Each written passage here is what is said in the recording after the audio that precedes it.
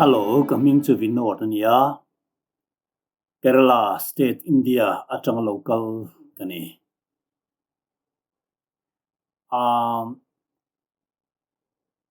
Orthodox Hindu chungku atang piang le Salem Brahmin kani. December sompani sanga zakwa somre pathum zan khan kan chung kuain inti hlum vek kan tuma. Chu kum somthum priat vel liam ta khan. Engtin nge khati hun lai kum somthum priat liam ta vel daya thi to tur kha. Voinia kalam thei zok. Kanuna enge Thlenga kain tha tak lo na chan kha khati hun lai khanin voina in ne na nunga kala om the hi ka se du chu ni Colombo khwa chu Kerala State Shimlama om ania chu Tamil Nadu Ramria omani sangkha zakwa somru khan kanu le kapa te hi anla in thlelova anlen nei ma kha ania Kerala tang chuan an na te le aizon na te awangin an chuak ta a kanu chu apa te khua a James Sepor ain sona apo chu Tata Steel Company auditing manager ani khati hunlai khanin kapa ve thung chu Tamil Nadu lama pema na thatak le duam takathoka kanu nen chuan an nei chuan shipping firm company manager na thok to ni ati ber chu thomno thon chua tur boi pui khani chu hlo thatak ania din mun thatak ani kanu po hi nule pa te fanei chuna nia wangin an duat ema adu ang adil lo thlengin an pethin ani anin nei ta annun po lim chau khop mai kapa chu hinduru em ania an biak thin chu azapa pathian ania chu tlang chunga chaviramen anti muna chuan ania Hinduru tak ania wangin kum khata voin ni mai cham asiam thin chuta chuan kum somni pani chungpel mia lovin chutiang chuan annun chu lim chakin an oma nu panun po tuang takin bulan trana fate po duam tak takan neya ke hi au paber kania mi pa unau pathum kania farnu pakhat ne ngon takin lo ngai khaula kan soinon lenge mi pa unau pathum kania farnu pakhat nen kan chung konun chu engtinia omtak zel ka khil don chu ni chu iring lo mai thei kan chung konun chu anwa chuan en tha pum hlum ta top maya kapa chuan na thona engkim chu tuang takena thowa pa chuan thian te nia voin ni thlengin thakata voi khat vel tal chuin khom thin ani chuan a thian te zinga pakhat chuanin kapa chu a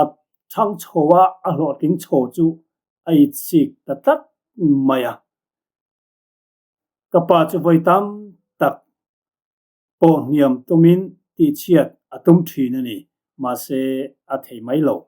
ma se a beidong chuang lo ani a to pa chuan doi thiam pakhat chu ruai ta kapa doi tur chuan chuan kapa chuan a om dan hakin zu alo in cho tran ta khata tang khanin in maya zu chu a to pa chuan ngol aveita ani zo wang chuan na te po chu chan ta tuna chuan na po kamamolo thian kanaya number kanaya na ka tha paisa kanaya lom tin manin business ron tum ta ni thum chung ti fel vet mana tuma kongthang sanga da pa ma se engma atuang tak tol engma tak ti thei anei to lo ani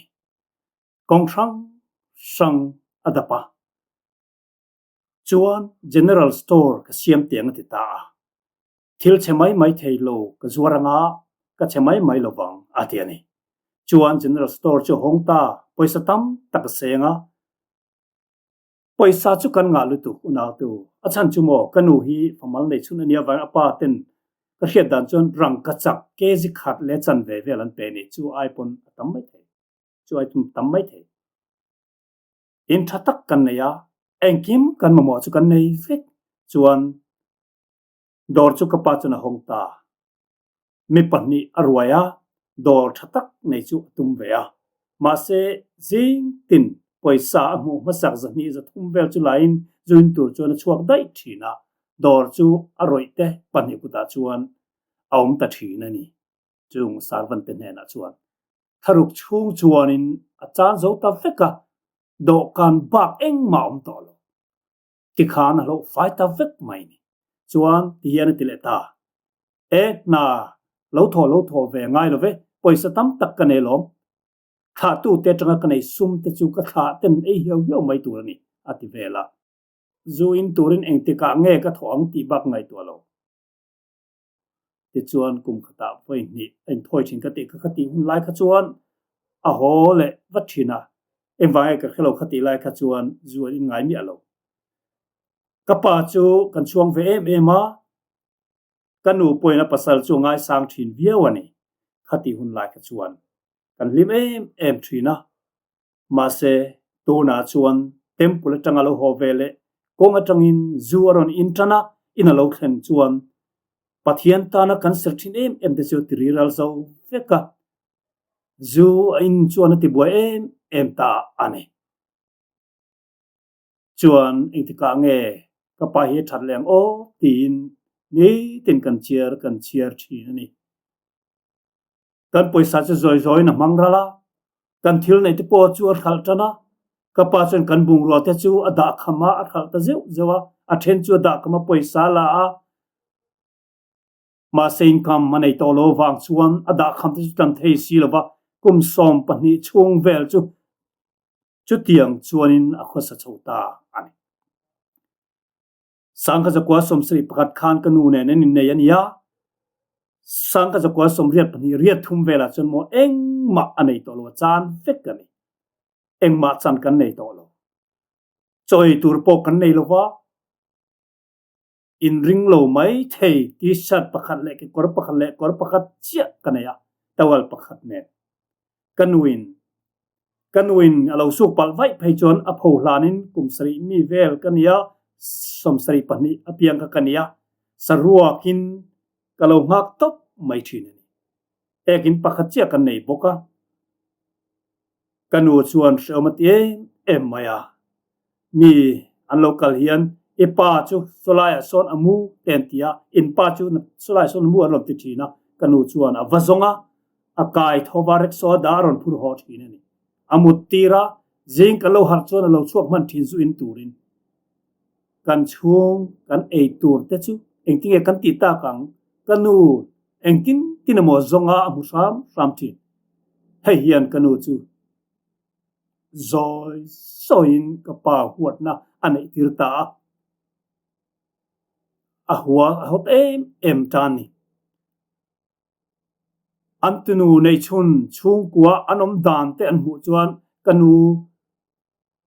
pu te pi te chu anu loka chun ha ta takin an boral ni thathum nu loka chung khatu man bedu tolova kapa po thian po nei to lo ni re thei takin chon mo kan kianga tu man om du to lo wa an kiang zo ve ka poisa puk tur po kan hu zo to lo wa chu mai ba ka kanin lua tur khama tharuk man po kan pe zo to lo pe thei to lo ni khat chu nei tu lo kala khonga in chuak ro gron ti ta tharuk chung lo men pe lo ti re ma se ka chu ka chok re to panga ma se in hi chwa san ro mi te ta chuan khola ya chuan om na tur kan om ta top maya kapa thian pa ni chin office a pion na thok pa chuan ina min thuaya min om tira chotamin ei tira muslim ani nge tharuk chung anena chuan kan omani kan nun chuin khap lok maya nuam sataka kho sathin kha rethei bak berin kan omta enge kan eyanga engtinge kan ong ti po kan hreto lo ani zoin kan be se na zong sok cho bota mi tu ten emo thuron sang kanu chon pe chon kanu chuan temple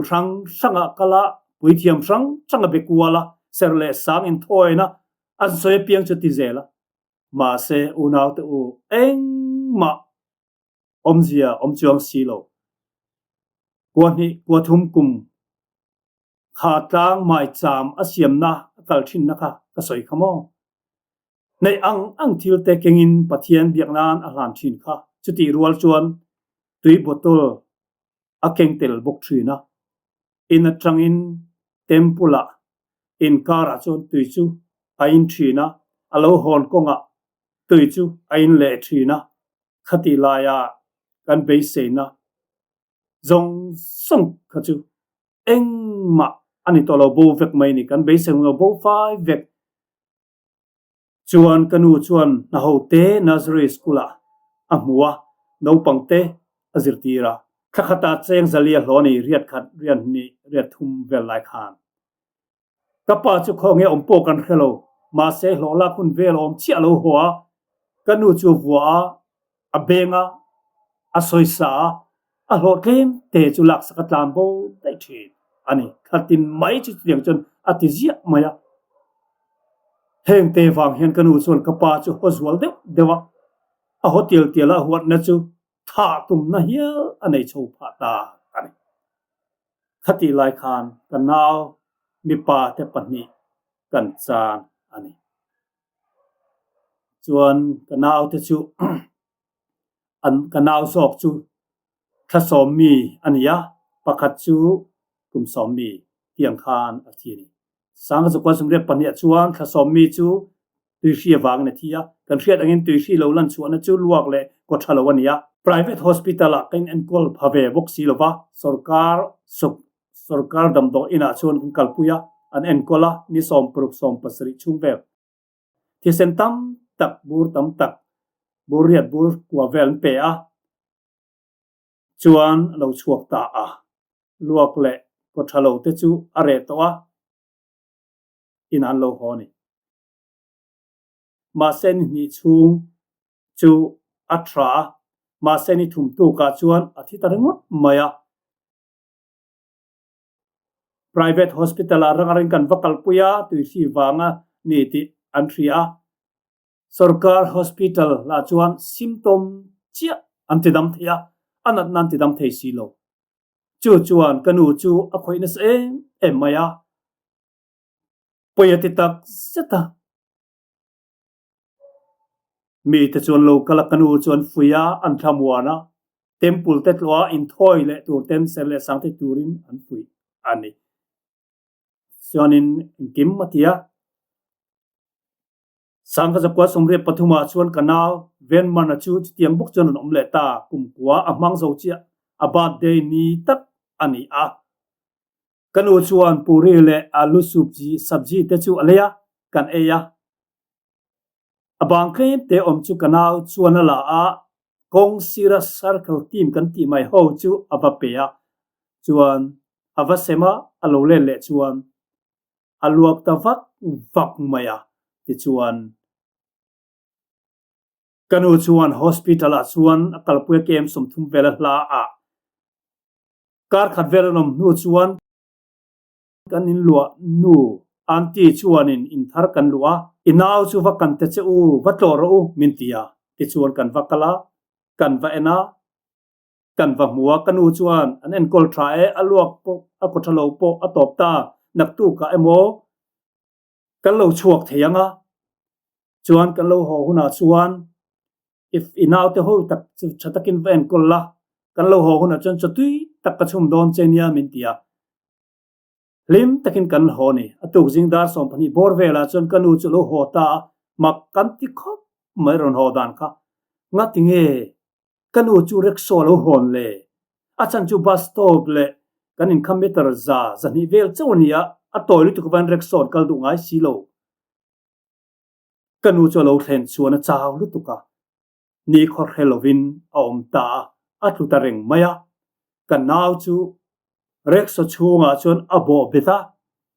ni khor helovin om boka anti chu alo kala arangin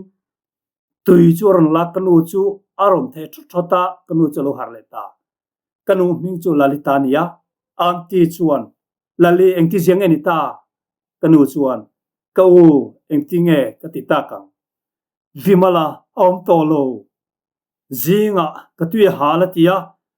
thing pui dora tuilum kavadila kalau kerle chuan khumle lamami te chuan vimala athi antitaringot maini aron ava atapa chuan athi ti min lo thil ani kanu kanau pakhat zok ang che chuan symptom chuan tire thei ma se anat na chuan tire thei lo ani kuang le na turpo kanei silova ti hian kalau hon top ani chu wangin rek sapute her chuan dot ka soita ani mithi ka ti chuan an phurdu don silova kem som pathum zet mai chu nisan noya ka fapa thito chu ka poma kalau hon ani dar kar nga vel kalau kalani chuban ka chaw le tu kani ka pa chuan chu kanau thi alo khia chuan alo ho ve a o ma chu ma kanu hena chuan lali ka khialo keima wang fek ani tu na tang chuan that takin ka om tong atia zuk in le ngai to lo wang heng hi keima wang fek ani ti ka khiati kanu ke bula chona bok khopa ngai damadi la kanu chuan ka fapa te pani anti nu apo ka pasal hi asim lo wan chuan engtinge ka ti tong le atia avui na te engkim kan ti sova ka pa chuan in tiam ang nge chuan ni lo te thama se nili ni nga vela chuan ain le ta aniruk ni chuan zu bokiti le ta kanu chu thindim ta em thindim lu tuk to in tiam ang ma se anun na sim chuang silo khata tang khan a huat na chu amna satu tula ato pa chon tha mai adu ta chu tha mai du chu nei ta ani atha nan chon tur avalei ta December song pani sanga chu ka somre pathum chuan tur aleya bu cho chuan aphulanga ti chuan ai tiranga atha don ta ani chu cho chu kan e kan unau thum chuan min ai tira kan naw le ka farnu tenen chuan kan e kan muta ani tui takin kanu chuan ka pa lo hon chu nga ka tur cho ei tir atha turin atum dan chuanin ka pa thi nuwa chuan min ei tir venga ani pona enga kan chungin kai ti hlum don ani chu kanu tum dan ani kanu chuan cho pura amit tuya lo tla atrapa pathian tam takanneya pathian nu pathian pa mak tu doi som thum pathum kanneya chung ho chu pakhat te ten a ming alama a khiat ang chu ho ne chu tap chung ne tong traya chuan a ava pathian nung thi na tanga min chan chuak thei tu i omani chuan kalung ngai na te min khiat puyani chuan ka din hun te min khiat puyani chuan tu na hianin lo chukla miron chan puila miron chan chuak ro ti chuan i nung ka zuyang nangma chau chi bai ka bu kang che atia hun tam in ei to lovania ronin larang che nangma chau chi bai ka bu kang che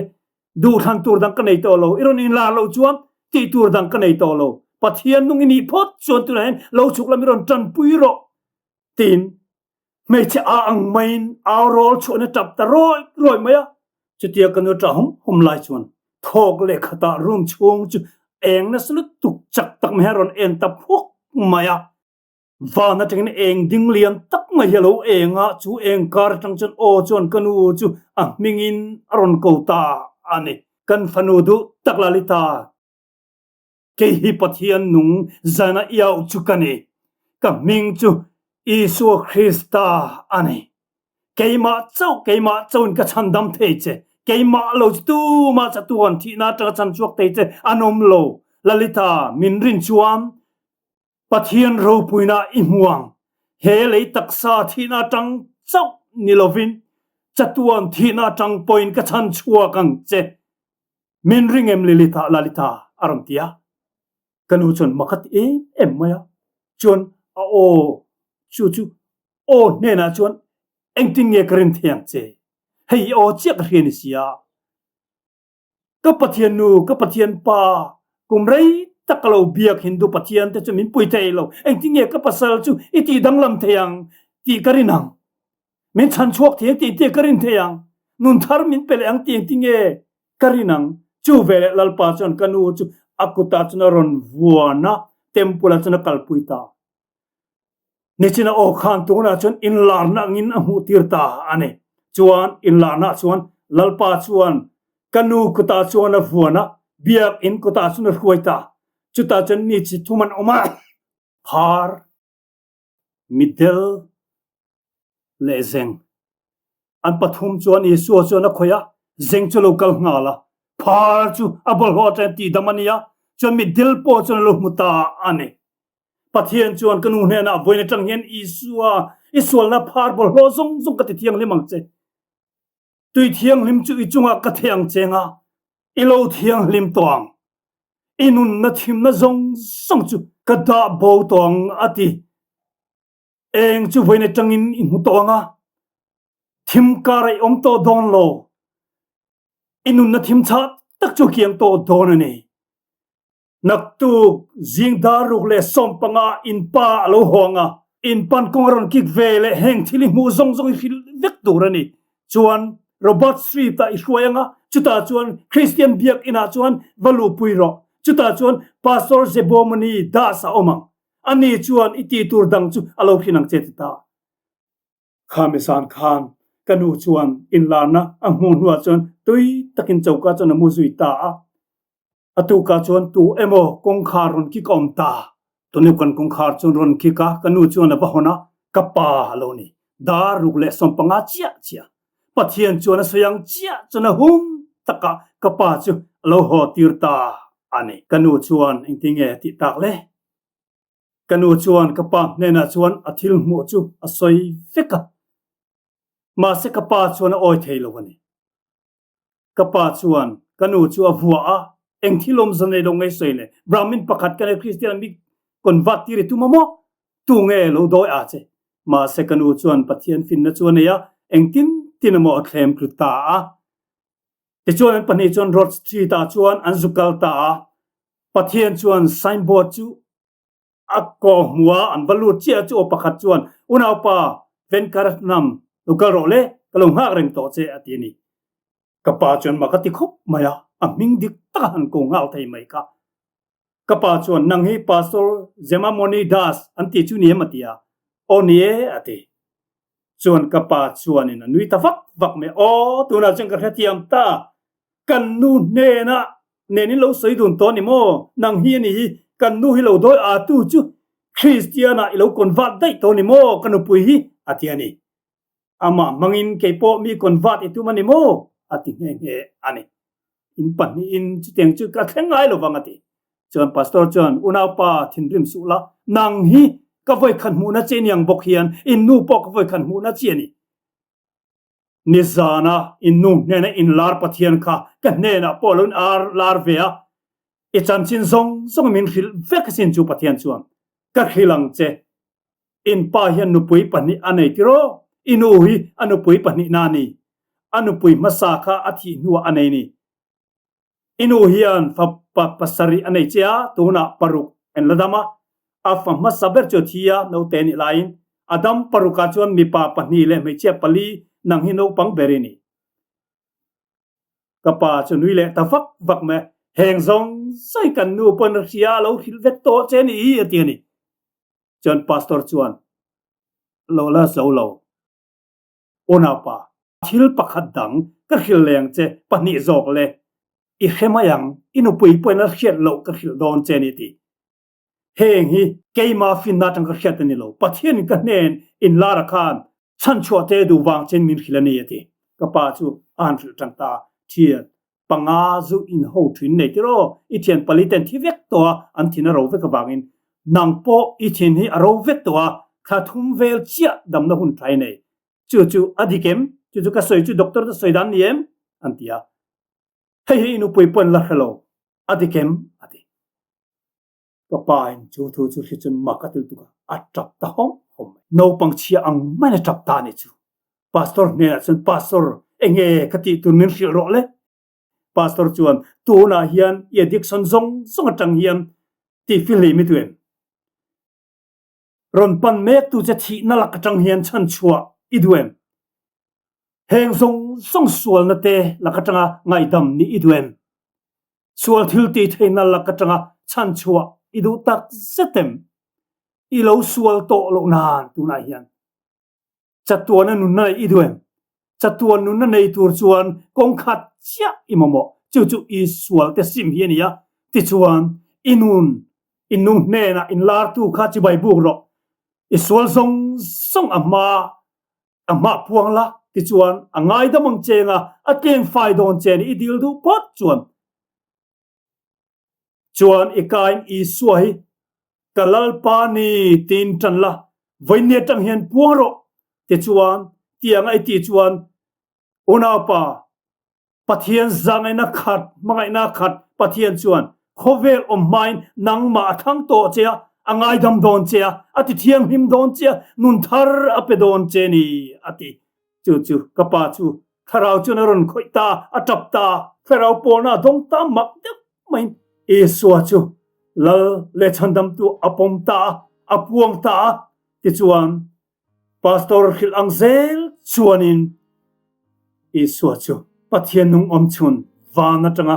lo chukani me khinga lo chain crossa athia athole ta ni ti chu alo pom ve ta ti chuan atana thia thole ni ti po achiang ta mi zong songa ngai dam turin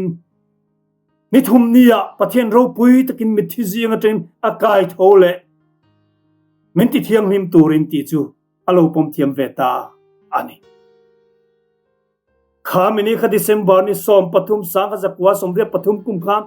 pathian chuan a khongai na wangin I suwa kal tangin kapaswal na zong angai dama chan chuan a fam kim angol ve na zong ta chan chuak ka setana khun be na khui khwala tang chan chuak ta ti chuan kapa chuan pale fa pale tharau thiang lim ming chuan baptisma achang ta ani Krista felna chuan ein thuam ve ta ko khan chu azom ve ta khathum nu athimai tur kha pathianin akhongai wangin kum rei tak kum som ni apek bil ta ani